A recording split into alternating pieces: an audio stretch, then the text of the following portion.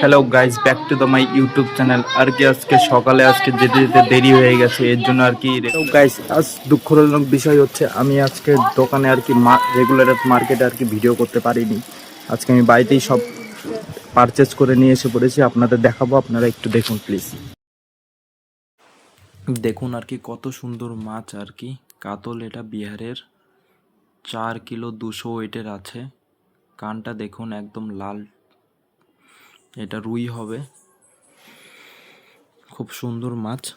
বেশি ওয়েট না এটার। এটা ইলিশ হবে, কাঁচা ইলিশ একদম, 1 কেজি 100 ওয়েটের। খুব সুন্দর মাছ আর কি।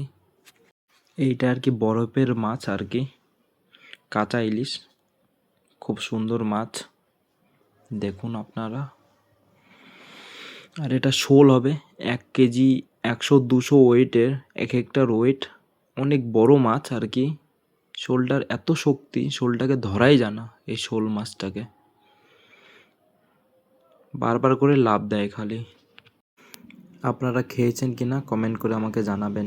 এত বড় শোল মাছ। এটা হবে দেশি মাগুর, একদম লোকাল মাগুর যেটা হয় ওটাই আছে এটা।